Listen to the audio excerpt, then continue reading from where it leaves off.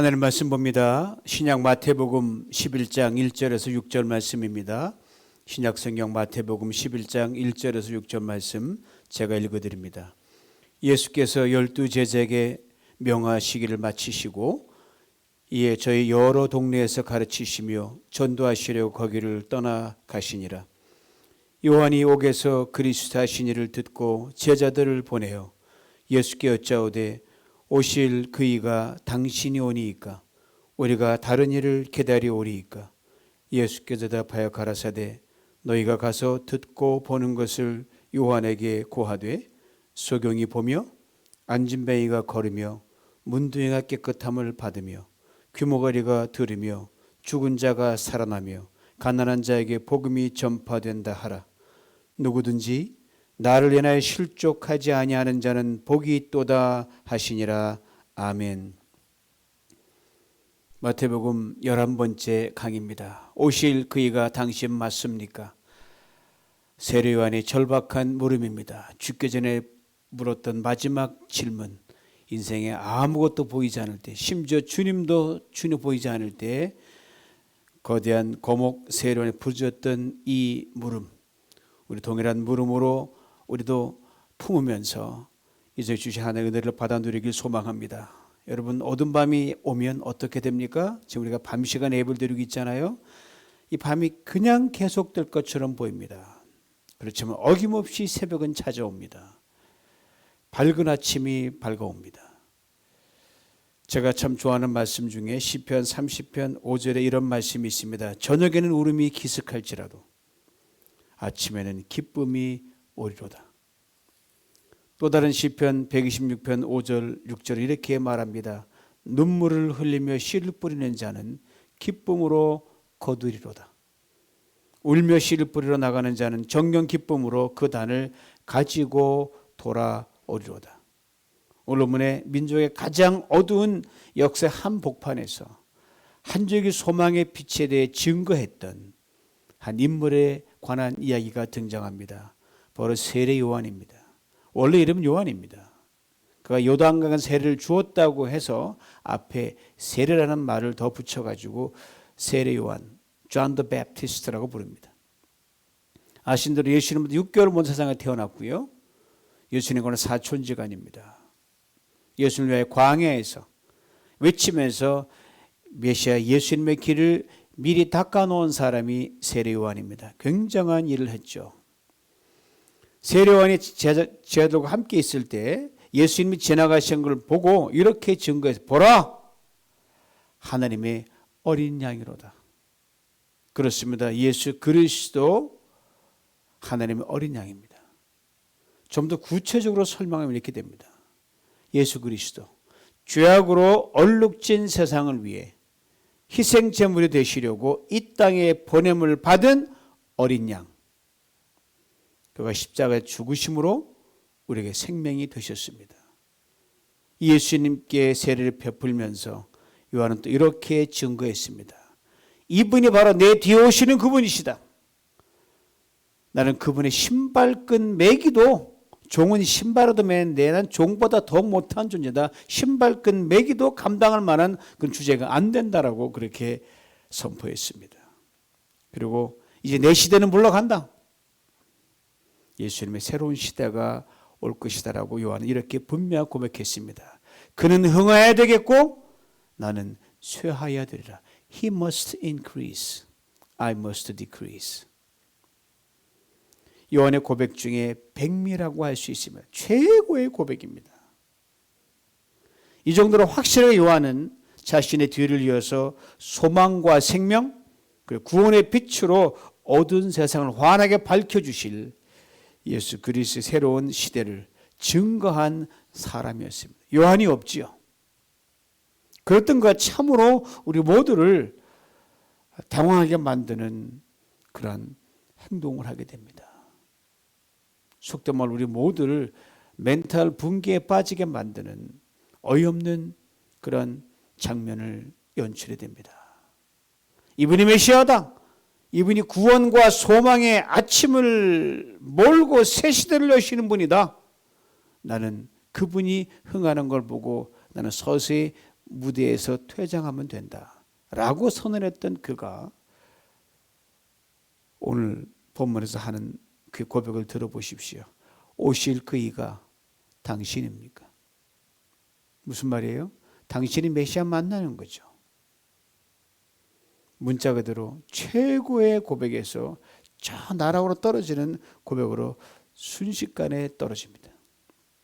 강한 확신에서 강한 의심으로, 강한 긍정에서 강한 부정으로 추락을 합니다. 요한이 누굽니까? 천사를 통해 출생을 미리 알려줄 만큼 하나님이 구체적으로 간섭했던 선지자였습니다. 그런데 어떻게 그에게 이런 바닥을 치는 고백이 나올 수 있단 말입니까? 충분히 그럴 수 있습니다. 그도 사람이니까요.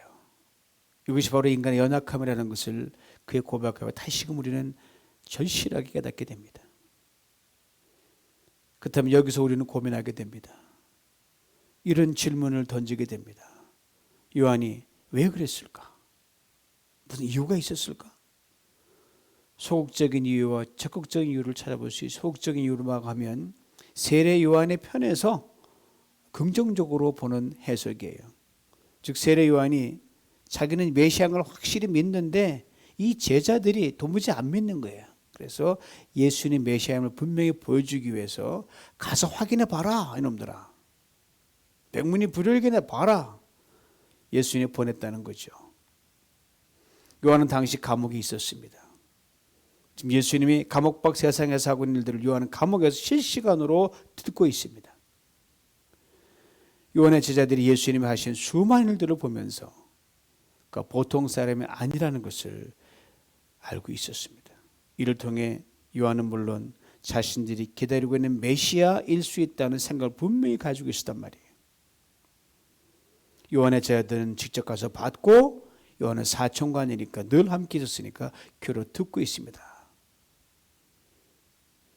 그러니까 예수님이 오셨는데 메시아가 오셨는데 당신이 왜 감옥에 쏟고 있습니까? 라고 제자들이 막 송아를 부리니까 이놈들은 아니다. 가서 메시아 맞아 확인해 봐라. 이렇게 보냈다는 것이죠. 하지만 나름 일리가 있지만 좀 더 깊은 이유는 좀 모자랍니다. 이제 적극적인 이유를 보다 근본적 이유를 찾아봅니다. 요한 자신 때문이에요. 오늘 보면 2절 3절을 분명히 증거해 줍니다. 현대인으로 성경을 읽어드립니다. 요한이 감옥에 갇혀 있으면서 그리스도 하신 일을 듣고 제자들 예수님께 보내 오실 분이 선생님입니까? 아니면 우리가 다른 분을 기다려야 합니까? 라고 물어보게 하였다. 아시는 요한은 거침없이 말을 내뱉었던 사람이에요. 사람들은 도전했습니다. 하나님의 진노가 임한다. 도끼가 나무뿌리에 놓여있다. 이 독사의 자식들아 라고 거침없이 외쳤던 사람이에요.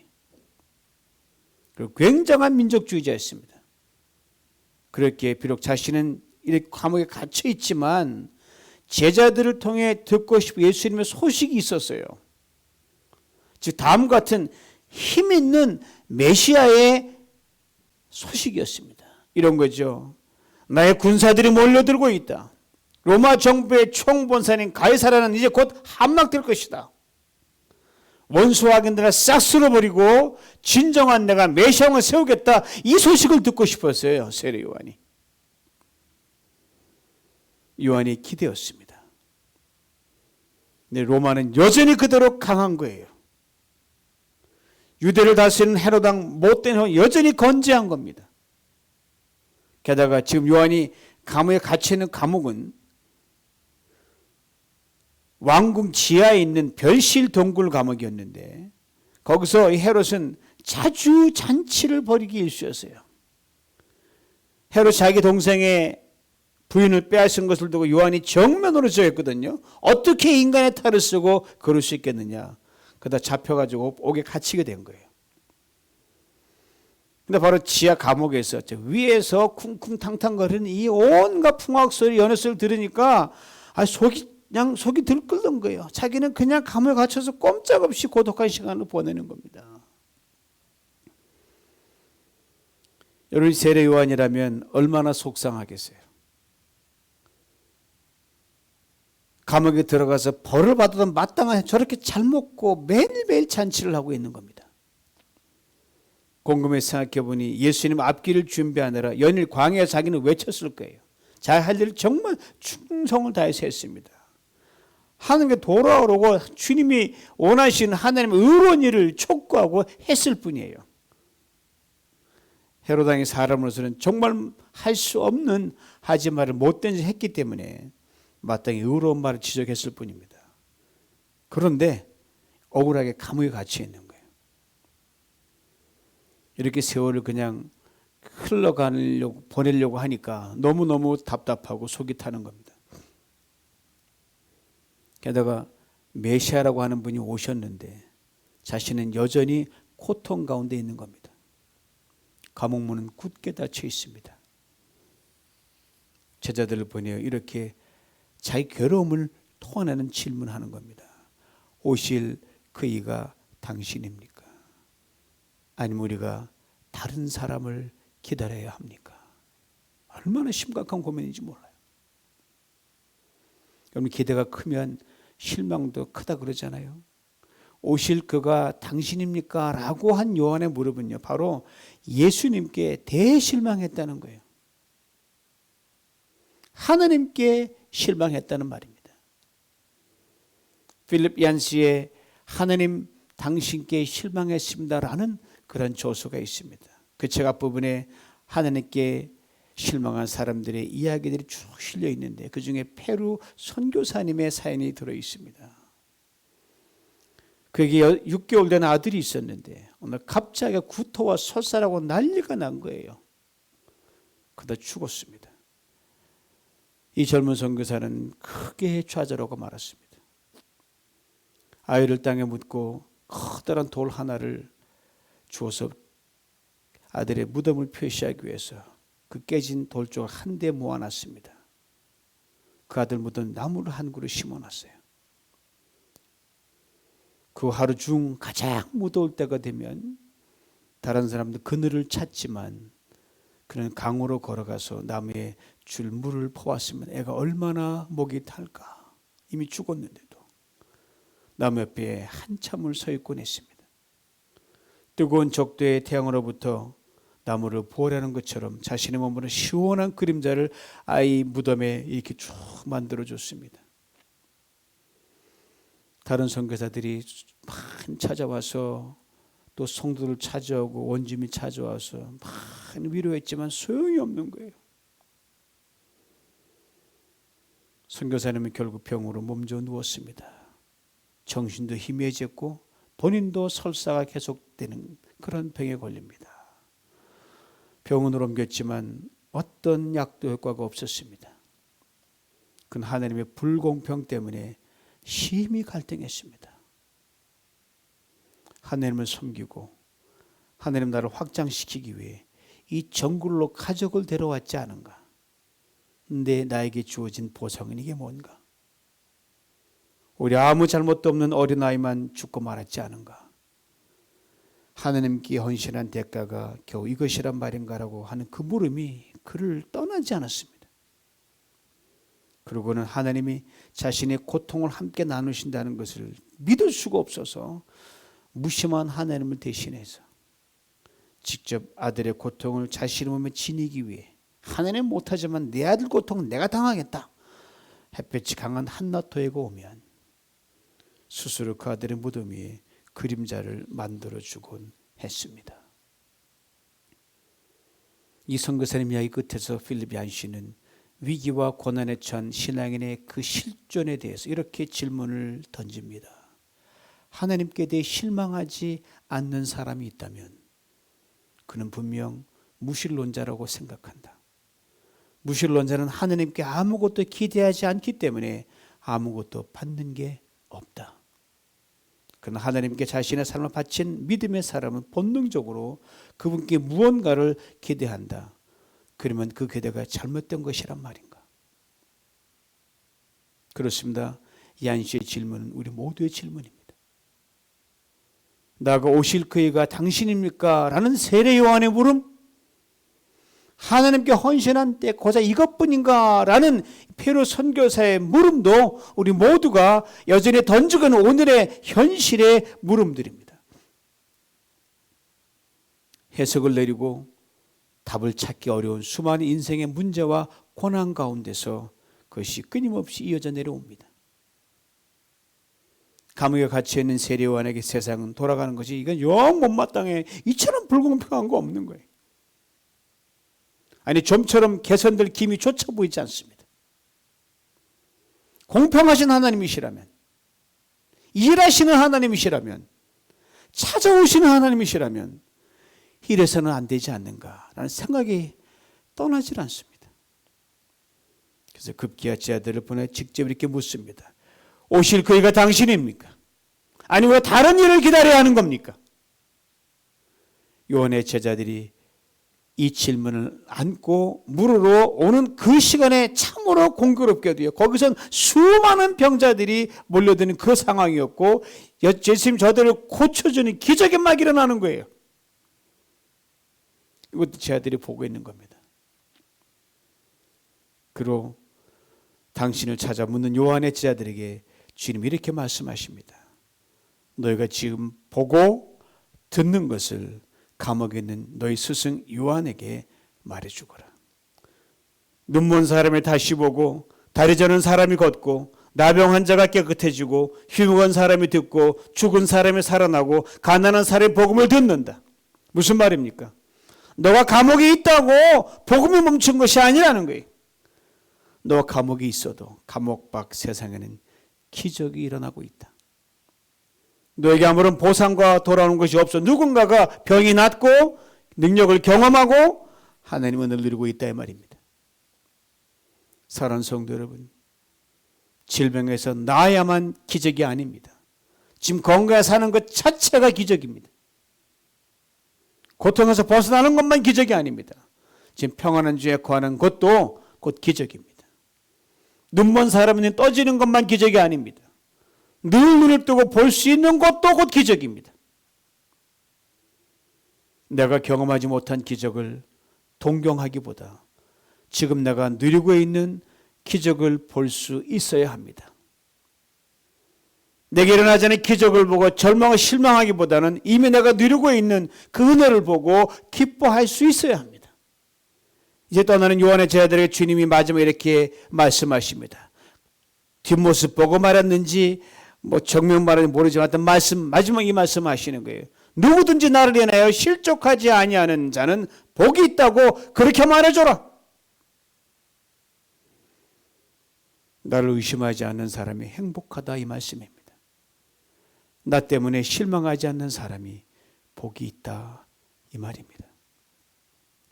분명 요한은 감옥에 갇혀 있습니다. 하나님의 사명을 감당하다 그리 된 것입니다. 주님을 증거하다 그리 된 것입니다. 그러나 그것이 결코 헛된 일이 아니라는 말씀입니다. 누군가가 살고 치유되고 생명을 얻기 위해 요한이 지금 고난을 받고 있는 겁니다. 요한이 멈춤으로 누군가가 움직이고 가게 된 것입니다. 요한이 갇힘으로 누군가 풀려나는 역사가 있고 요한이 고난을 받음으로 누가 평강과 자유함을 누리게 된 것이. 그렇습니다. 내 경험, 내 사건, 내 고난, 내 문제의 창으로만 세상을 바라보고 하나님을 생각하게 되면 우리 세상에 대해 실망할 수밖에 없고 하나님에 대해서도 실망할 수밖에 없습니다. 주님께도 실망할 수밖에 없습니다. 그래 내가 믿는 주님이 내가 섬기는 하나님 과연 그 주님인가 그 하나님인가를 물을 수밖에 없습니다. 세례 요한이 그랬던 것처럼 말입니다. 주님께 다시 말씀하십니다. 누구든지 나를 인하여 넘어지지 않는 자는 복이 있도다. 이 말씀 속에 담겨져 있는 요한을 향한 주님의 또 다른 음성을 놓쳐서는 결코 안 됩니다. 무슨 말이에요? 요한아, 오실 그이가 바로 나다. 다른 누구는 없다. 네가 길을 예비해 준 나 오직 나뿐이다. 이 말씀입니다. 사랑하는 성도 여러분, 좀 여러분의 인생에 되어진 일들로 인해 세례 요한처럼 혹 과거에 이렇게 물음을 던졌다든지 혹 지금도 그 질문을 던지고 계시지는 않습니까? 하나님 이게 뭡니까? 내가 믿는 하나님 맞습니까? 내가 사랑하는 주님 맞습니까? 이 시간 요한에 가시던 주님의 말씀을 다 새롭게 깊은 이해를 가지고 우리 각자에게 들려주시는 음성으로 들을 수 있기를 간절히 원합니다. 누구든지 나를 인해 넘어지지 않는 자는 복이 있도다. 주님도 말씀하십니다. 아무개야, 내가 바로 내가 믿는 주 맞다. 내가 맞다. 이 말씀이에요. 그렇습니다. 십자가에 달려 죽기까지 나를 사랑해 주신 주님이 혹은 내가 감옥에 갇혀도 상상할 수 없는 자유를 또한 주십니다. 빠져나오면 낫겠지만 감옥에 있어 주신다는 거예요. 이전에 혹 내가 인생을 살면서 때로는 물질적으로 환경적으로 손해를 보고 불이익을 당해도 능히 감당하고 메꾸시 넘친 은혜와 평강을 주십니다. 흔들리는 것은 우리지 주님은 흔들리지 않으십니다. 변화한 것은 우리지 주님은 결코 변화하지 않으십니다. 요단강에서 예수님에게 세를 주던 요한이었지만 옥에 갇혔을 때 그는 흔들렸습니다. 독사 자식들아라고 거침없이 외쳤던 세례 요한이었지만 옥에 갇혀서 한 치 앞도 내다볼 수 없는 캄캄한 미래와 마주했을 때 그도 흔들렸습니다. 그렇습니다. 연약한 인간이기에 인간은 환경의 영향을 받습니다. 거기에 믿음도 흔들립니다. 기대했던 것이 이루어지지 않으면 실망합니다. 의심과 회의도 듭니다. 세례요한도 그랬다면 우리는 두말할 필요가 없습니다. 그러나 우리의 존재는 우리 자신으로 결정되는 게 아니라 우리 주님으로 우리의 존재가 결정됩니다. 그러면 내가 닥치는 시련과 고난, 문제가 때로 너무 커서 하나님께 실망하고 믿음이 심히 흔들릴 때라도 흔들립니다. 좌절해요. 그러나 그때라도 우리의 고백만큼은 이렇게 늘 한결 같을 수 있기 원합니다. 하나님 당신뿐입니다. 주님 한 분뿐입니다. 이 주님께 나보다 나를 더 잘 아십니다. 이 주님 나를 지으신 창조주 하나님이시기 때문입니다. 이 주님께서 내 형편과 내 사정, 내 속에 깊은 생각까지 다 헤아리십니다. 이 주님께 육체로 계실 때 우리처럼 인생의 모든 일들을 친히 직접 겪으셨기 때문입니다. 이 성경은 분명히 이렇게 증거해 줍니다. 히브리서 4장 15절 말씀이에요. 우리에게 있는 대제사장은 우리 연약함을 채울하지 아니하는 자가 아니야 모든 일에 우리와 한결같이 시험을 받은 자로 돼 죄는 없으시니라. 히브리서 기자는 이렇게 서신을 이어갑니다. 16절 말씀입니다. 그러므로 우리가 긍휼하심을 받고 때를 따라 돕는 은혜를 얻기 위하여 은혜의 보좌 앞에 담대히 나아갈 것이니라. 그렇습니다. 우리 주님은요, 눈물 중에도 은혜 보좌 나아가면 거기에만 은혜와 위로를 반드시 부어주십니다. 우리 주님은 아픔 중에도 보좌 앞으로 달려나가면 은혜와 위로를 반드시 부어주십니다. 우리 주님은 고난 중에도 보좌 앞으로 달려가면 거기에 맞는 은혜와 위로를 반드시 부어주십니다. 우리 주님은 시험 중에도 거기에 맞는 은혜와 위로를 반드시 부어주십니다. 우리 주님은 연약함과 질병 중에도 거기에 맞는 위로와 은혜를 또한 반드시 부어주십니다. 이것이 인생의 네거티브 중에 변함없이 부으시는 은혜와 위로입니다. 어찌 보면 오늘 본문의 세례 요한, 그 인생은 기쁘고 즐거운 날은 단 하루도 없을 만큼 그렇게 처절하게 고독했습니다. 그렇기에 그는 이렇게 감옥에서 주님께 이런 물음을 던진 겁니다. 오실 그이가 당신 맞아요? 그의 물음은 단순한 물음이 아니었습니다. 절규에 가까운 물음이었습니다. 그리고 감옥에 창사를 붙들고 감옥 밖에서 들려오는 주님의 그 기적 같은 사역의 소식을 듣고 이 무릎을 수도 없이 붙들면서 외쳤어요. 오실 그이가 당신 맞습니까? 내가 잘못 본 겁니까? 그러나 예수님이 보냈던 제자들이 돌아와서 전해주는 말을 듣습니다. 5절 다시 한번 새 번역으로 읽어드립니다. 눈먼 사람이 다시 보고 다리 저는 사람이 걷고 나병 환자가 깨끗해지고 귀 먹은 사람이 듣고 죽은 사람이 살아나고 가난한 사람이 복음을 듣는다. 그리고 요한의 제자들이 예수님을 떠나오면서 저들의 귀에 들려주셨던 마지막 말씀을 스승인 세례요한에게 들려줍니다. 누구든지 나를 인하여 넘어지지 않는 자는 복이 있도다. 요한이 살아서 들었던 예수님의 마지막 말씀이었습니다. 그리고 요한은 예수님의 이 마지막 말씀을 듣고 헤롯에 의해 얼마 후 참수형을 당했습니다. 예수님의 마지막 말씀을 들은 때부터 죽기까지 얼마를 감옥에서 더 지냈는지는 알 길이 없습니다. 그러나 한 가지 분명하게 짐작할 수 있는 것은 예수님의 말씀을 묵상하던 중에 그가 최후를 맞이했다는 사실입니다. 실로 세례 요한에게는 그 흔한 기적도 하나도 일어나지 않았습니다. 무엇보다도 마지막까지 굳게 닫힌 그 감옥은 좀처럼 아니 결코 열리지도 않았습니다. 그러나 그는 진정 기적의 사람이었습니다. 왜요? 그 때문에 요한 때문에 예수 그리스도의 기적의 사역이 시작되었기 때문입니다. 그렇게 오실 이가 당신 맞습니까? 라고 절규했던 요한, 그는 자신의 물음을 누구든지 나를 인하여 넘어지지 않은 자는 복이 있도다는 주님의 말씀으로 바꾸어서 평안하게 묵상을 했습니다. 그리고 사방에 막힌 감옥에 갇혀서 인생 마지막을 보냈지만 그는 세상에 줄 수 없는 넘치는 평강을 누릴 수 있었습니다. 사랑하는 성도 여러분, 우리가 처한 현실이 때로 우리를 배반할 때가 참 많습니다. 그래서 우리는 고민합니다. 주님에게 뭡니까? 하나님 어디 계세요? 세례요한처럼.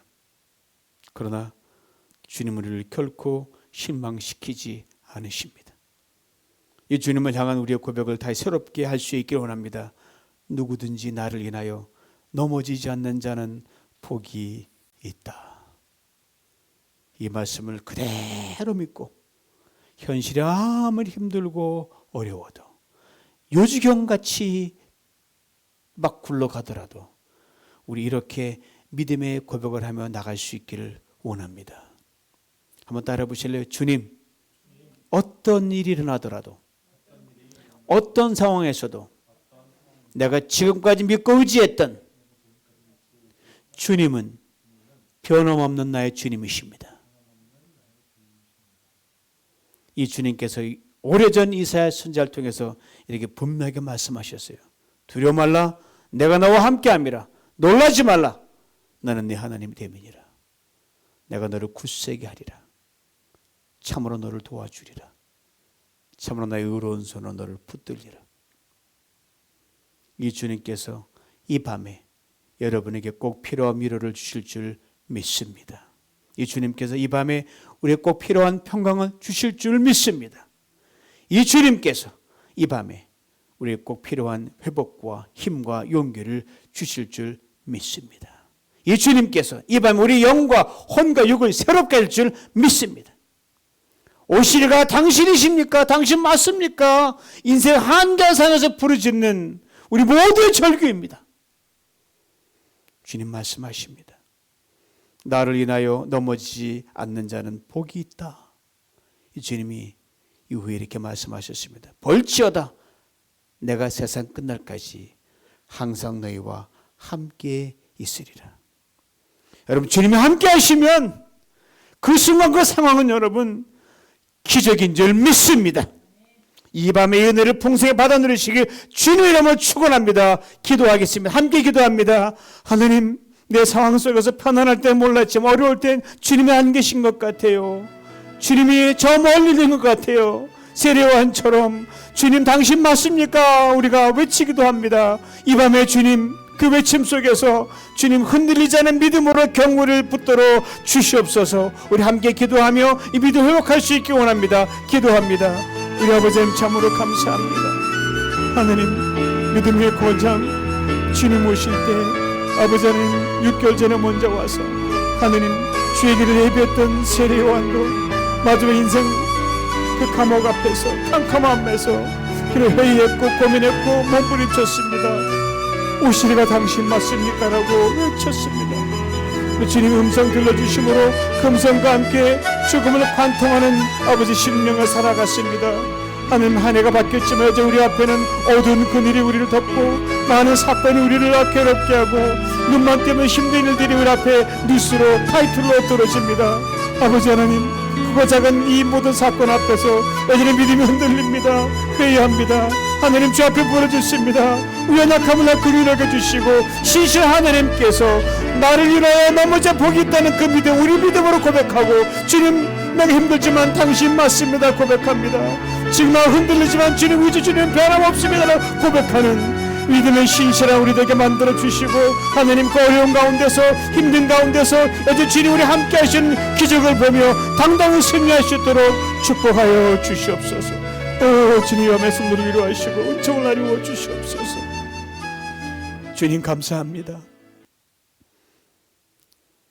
흔들리지 않고는 번뇌하지 않고는 하나님께 대한 실망의 목소리를 외쳐보지 않고는 하나님께 얻을 수 있는 것이 없다고 한 작가는 말한 것처럼 우리가 흔들려도 우리가 하나님 뒷걸음쳐도 하나님 우리 고백만큼은 결코 변하지 않고 동일하기를 원합니다. 주님 늘 맞습니다. 힘들지만 주님은 변함이 없으십니다. 어렵지만 주님 한가와 함께 계십니다. 어떤 일이 벌어져 주님을 계속 의지합니다. 이 고백 가운데 나갈 때 전능하신 하나님 전해보지 못한 거 보게 하시고 듣지 못듣게 하시고 주님이 함께 기적을 그 고난 중에서 그 어려움 중에서 한자서 보는 기적을 보게 만들어 주시옵소서. 이 밤에 그리하여 주시옵소서.